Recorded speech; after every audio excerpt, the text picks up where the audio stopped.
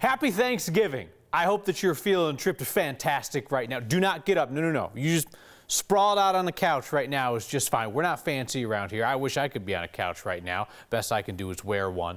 I'm grateful you're here on Thanksgiving. What was it that got your gratitude going if you went around the Thanksgiving table today? How about the gratitude of just being able to be together this year, being vaccinated? How about the gratitude for healthcare workers who are a year and a half into the pandemic and fighting burnout as they continue to work long hours to keep Coloradans alive? You know, this time last year, I was broadcasting from my basement in front of that wood pile thingy.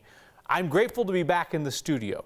I'm especially grateful for your Word of Thanks micro-giving campaigns, including the first anniversary campaign where we cut up the wood pile behind me into thousands of these little tokens of appreciation. Hold on, I have one. I just forgot to grab it before the show. There we go. They look like this.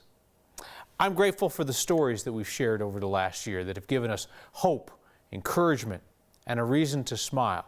So we're going to revisit some of those favorite stories tonight. Before vaccine mandates, we had vaccine celebrations, with Coloradans thankful to science and scientists for giving us a chance at more normal every day. As healthcare workers and high-risk Coloradans were first to get the shot, we met a couple who decided to make it a family thing. Hello, how are you? Good, how are you? I'm good. Whitney Dempsey is preparing for his second round of the COVID vaccine.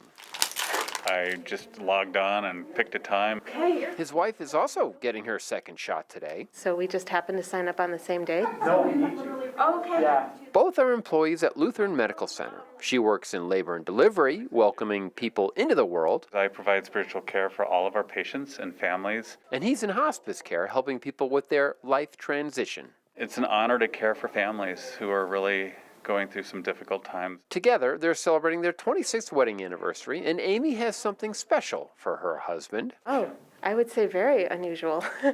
She's pretty good with a needle. I'm not going to say anything negative at this point before the shot. It'll be a nice anniversary gift. It just so happens today, Amy is volunteering to administer shots. First up, I'm ready. Oh my gosh, am I ready? her husband, Whitney. Are we ready? Oh my gosh, you're making me nervous, Amy. Okay, 1, 2, 3, here we go. Didn't feel a thing. As simple as that, another first for frontline workers. Amy delivers an anniversary gift securing their future and celebration of life together. 26 years. You put the Band-Aid? Did you want a badge of honor? For next, I'm Tom Cole. Kids 5 to 11 can get that vaccine now. Prior to that, 12th birthdays also meant a first chance at the vaccine. That's how we met Max Day. Max is immunocompromised. He has epilepsy. He's also on the autism spectrum.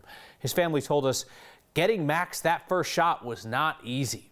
Max's mom took him to get that first shot at a Walmart pharmacy in Brewfield. Max was not having it, despite the pharmacist Justin's kindness. So fast forward a few days, Max's dad brings him back for another try, and Justin, the pharmacist, has the place decked out. Balloons, signs, toys, cupcakes, whole celebration for Max and his shot. And in that moment, Justin represented hope for me in a hopeless moment. Yeah, I think it's a reminder that something so mundane and kind of awful can come from such a interesting place and space, and that you can turn anything, anywhere into a celebration. Max's parents told us Justin decorated the pharmacy again for when Max got his second dose and a flu shot. These are family celebrations and sighs of relief brought to us by science. So I got the shot. I'm telling you because I told you that I'd tell you when the time came, and because the governor also asked during our live vaccine town hall if I would be public about my vaccine choice. So there you go. Filled with gratitude for science and for scientists, and appreciative of everyone who made real sacrifices to keep our neighbors safe over the last year. I guess if we're disclosing stuff, I should also tell you that I got the J&J vaccine by choice. The appointment site that I found late one night had both J&J and Pfizer available. I chose the one and done shot simply because my schedule can be kind of unpredictable. Got the vaccine yesterday, had some mild fever and chills that started about 12 hours later, lasted a few hours. No issues otherwise, apart from the pre-existing ones. Yeah, it's weird talking about your medical stuff on television, but you know what? This has been kind of a weird year. I can't imagine anybody's going to change their mind about the vaccine based on my choice. But you know what? If your uncle says he read on Facebook about a guy who did some research and decided not to get the vaccine, well, you tell him that you know a guy who also did some research and decided to get it. There is a school principal in North Glen who will happily tell you about the two people she admires most, her grandfather and an educator who has become a colleague. Photojournalist Byron Reed told us a story about an impact of an incredible educator. Nicole Caldwell-Wetzel is hoping to make things run smoothly I try my very, very best. for her students on their first day back for in-person learning. I always want to make sure that if it doesn't get done perfectly the first time, it will the second or maybe the third. Caldwell-Wetzel has been the principal at the Global Village Academy in North Glen for the past 7 years. It's a career that was partly sparked by a moment of inspiration. Well, it made me a perfectionist. Nicole says it was motivation from her second grade assistant principal, Vassa Sellers, better known as Miss Peaches. Peaches. My mommy gave that to me. She says it was Miss Peaches who supported her while she wrote an essay that ended up winning a writing contest. And I wouldn't let her turn that paper in until I felt she and I both agreed that it was to perfection. She would tell me and her parents that someday she was going to grow up to be just like Miss Peaches. So when Nicole needed help back in 2016, One wintry day, we had quite a few teachers that were out. she was looking at a substitute teacher list and recognized a familiar name. The name Vassa Sellers was on there. And I thought to myself, there's no way that there's more than one Vassa Sellers in this world. Nicole called her in and says they had an emotional reunion in the school's lobby. Here she comes out, 6 foot heaven, looks down at me, and tears just hang right on her lower lid. And sure enough, she came in and we had a wonderful reunion. I'm your Nicole who used to say I was going to grow up and be just like you. Miss Peaches was hired on as the school's in-house substitute teacher and a counselor for middle school students for the past 5 years. Miss Peaches is going to be 80 this year. Now she's retired and volunteers 5 hours a day as the school's cafeteria supervisor. To be able to do that just makes my heart swell. She started the year with us, not afraid of COVID, not afraid of anything. It's a bond of giving back that these two say they will always share. To me, she's kind of magical, and I appreciate seeing her every day. As an inspiration for the students at their school. You never know when you'll touch a life, but all these years, somebody who says, I'm going to grow up to be just like you, actually does. For next, I wish that I could share her with others, but she's not leaving. I'm Byron Reed. We lost some exceptional Coloradans this past year. I mean, outside the pandemic. Names like Gordon Beasley, Officer Gordon Beasley, the Arvada police officer shot and killed on the job in June. We had previously met Officer Beasley 6 years ago, all because of what he meant to one young man. Mark Salinger had the story. The flowers, the balloons, the notes. They tell a story of a man who was respected. Brave officer that gave his life. But to understand how much he was loved, take a ride down the bike path in Arvada until you find a tree with a lone American flag and a story about Officer Gordon Beasley. It's a good way to start the day, kind of wakes you up. Back in 2015, Steve Stater shared a glimpse into Officer Beasley's life, riding bikes to school every week with a special needs student and his friend who couldn't do it alone. For about 2 years now. How you doing? Micah and his pal Blaze. Ready for your big debut? Have been riding to Oberon Middle School. Nice sunrise, huh? Yeah. With a police escort. Ready to go up that hill? The city of Arvada was so inspired by their friendship, they named Beasley Employee of the Year. In his honor, they planted a tree, a red oak. I just asked for one that'll be a good climbing tree.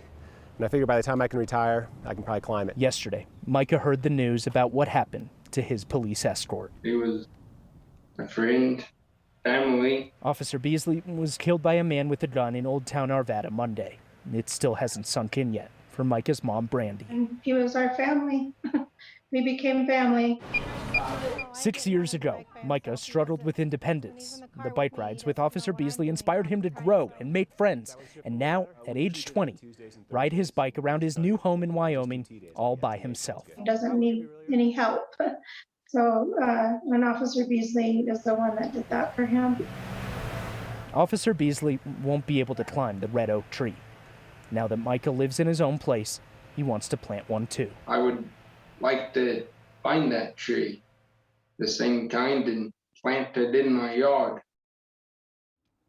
to remember him. Even with Officer Beasley gone, the red oaks will keep growing. And maybe when I retire, I can claim it. And Micah will climb them for him. Your Word of Thanks microgiving campaigns have been a source of joy for nonprofits across Colorado this year, and you're approaching $5 million raised. That's pretty amazing. One $5 contribution after another adds up. This week, your Word of Thanks project is helping Coloradans celebrate upcoming holidays with a table full of food to share. Your Word of Thanks campaign supports Food Bank of the Rockies, specifically its Culturally Responsive Foods initiative. Just as traditional as turkey for Thanksgiving for many families are fixings for tamales for Navidad, Christmas, corn husks and masa flour, dried beans and rice. For Colorado's Ethiopian community celebrating Orthodox Christmas, it's teff flour and coffee. For Russian Americans celebrating the same holiday, they prefer ground beef, cream of mushroom soup, eggs, flour, and butter for dumplings. And for the Asian community, it's fresh food, seeds, and nuts for the Lunar New Year. Food Bank of the Rockies' Culturally Responsive Food Program makes sure that people aren't just handed some impersonal box of staples and wished a Merry Christmas. No, this is about people being able to celebrate the holidays that mean the most to them, and to do it with the foods that speak to their culture and their heritage. So let's help those families celebrate the right way. Scan the QR code on your screen or text the word THANKS to 303-871-1491 and I'll send you that link to donate. As always, I'll match the first 50 donations of $5. Food Bank of the Rockies, its staff, talks about people just lighting up when they see that someone has taken the time to learn which foods their families love and have them ready just in time for their holidays. We can be a part of that joy this holiday season. Thank you.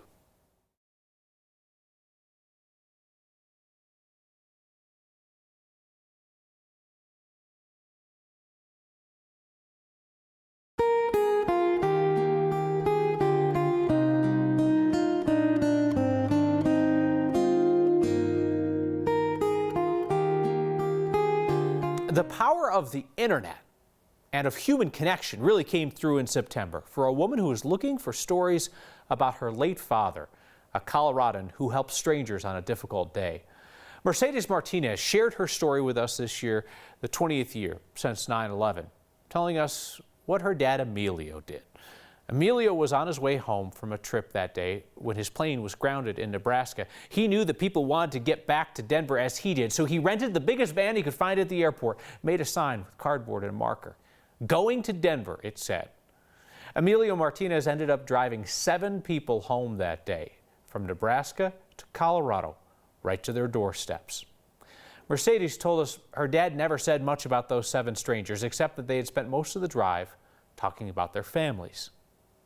Well, enter a next viewer named Joyce, a passenger that day, who reached out to us to say that she had always called Mercedes' dad Saint Emilio.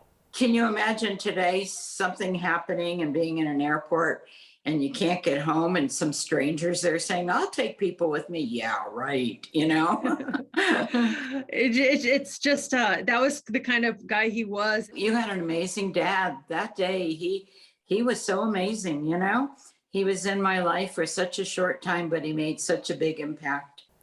Mercedes lost her dad Emilio 5 years ago to brain cancer.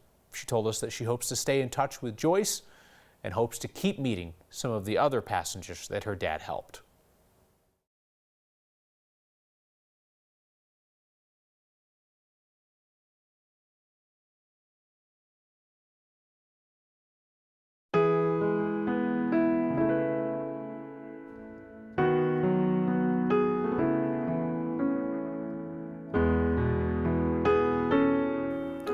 She survived COVID last year. This year, she ran a 5K with a new running partner. who got to cross the finish line first. Katie Eastman has their story. Here's your shoes, Luna. Some steps look small. Okay, I'm gonna get her a little boogie. But despite her size, there we go. Luna Markley still gets the miles in. We're gonna run. With her mom, Veronica. Yeah, I'm not pushing both kids. I'm just pushing Luna on Sunday. She'll push her 15-month-old 3.2 miles in the Colfax 5K. It's just really the only way I can squeeze exercise in as a mom. You know, it's just so busy. Okay, we're gonna go this way. Putting on my running shoes and hitting the pavement is like the best medicine for me.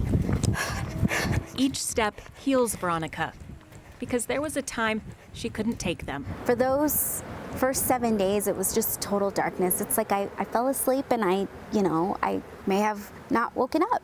That's what my doctors were saying. It was like some people wake up and some don't. She was 26 weeks pregnant when COVID-19 caused her to stop breathing on her own. Before doctors put her on a ventilator, Veronica signed papers in case they needed to perform an emergency C-section. I remember waking up and I immediately looked at my belly. I didn't know what was going on. I was still really disoriented, but I immediately looked at my belly and I touched my belly and I was still pregnant. And I just can't say, not a day goes by that I'm not thankful for that. The weeks and months after were not easy. I started walking half a mile. I was like, I gotta have this baby. I need to get my endurance up, that mentality of a runner. I've got to get moving. Each foot forward brings her closer to her first race since being sick. 2 warrior girls, hitting the pavement with all these other amazing people. Veronica has run half marathons, 10 milers, and 5Ks before. But this race, that was good. It will be her biggest step yet. You ready? Okay. Come on, guys. A change in location can bring a change in perspective. Both changed for Next in 2020. When the pandemic began to ease and we packed up the basement studio at my house in May of 2021, we found that quite a number of you had become really attached to it. This is the last night that Next will come to you from my home studio. 441 days since I first invited you into my home after years of you inviting me into your home. We have sat here and talked about some of the toughest times that our state has seen.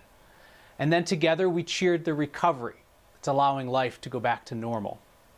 And we kept meeting here months after I went back to the 9 News studios for the other newscasts because so many of you said that you preferred this to be the place where we have these conversations.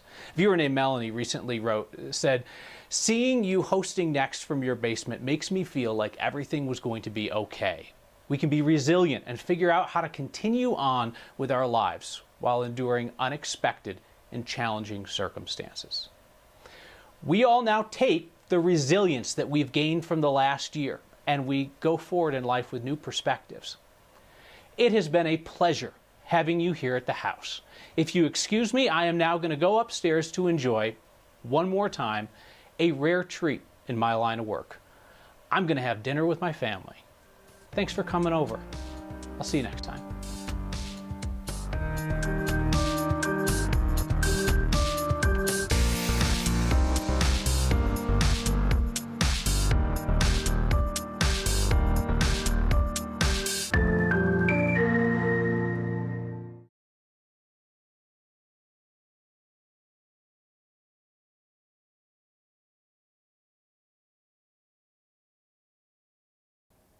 You have so graciously shared your good news with us every Friday for hundreds of Fridays now. Today's not a Friday. We will make an exception for our favorite question and answer. And remember how the old basement studio woodpile was transformed into those thousands of wood tokens of appreciation for your word of thanks donations? That was for the first anniversary campaign when you raised more than $100,000 for Warren Village, a nonprofit providing transitional housing, childcare, and education support to low-income single parents and their kids. So that's where we went for this special Thanksgiving edition of Your Good News. I'm thankful for the opportunity to start my farm that I've dreamed of for the last 11 years. These kids are amazing. I love coming to work here. And every time I come to work, I come with a big smile on my face. I couldn't have started my farm if I hadn't been a participant in the Warren Village program. So super grateful for Warren Village and also grateful for the opportunity to be giving back. I got selected to go to the state games for tennis, which I didn't know about. It was a complete surprise. And I'll be representing Team Colorado in the USA Games in Orlando. So I'm excited about that. I am thankful for, first and foremost, my amazing wife, my 2 children, and I'm also thankful that I get to work for Warren Village. I'm a bee mom. I have 1 human daughter and I have several 100,000 bee daughters now too. As your word of thanks, microgiving donations head for $5 million raised for Colorado's nonprofits. This week, we're fighting hunger in our community in collaboration with 9 Cares Colorado Shares as we support Food Bank of the Rockies, specifically their Culturally Responsive Foods Initiative. That makes sure that Colorado's Latino, Vietnamese, Russian, Ethiopian, and other communities have the foods that make holidays most meaningful for their families. Scan the QR code on your screen or text the word thanks to 303-871-1491, and I'll send you that link to join me in donating. Do that and then get off the couch to go grab another slice of pie. Happy Thanksgiving. See you next time.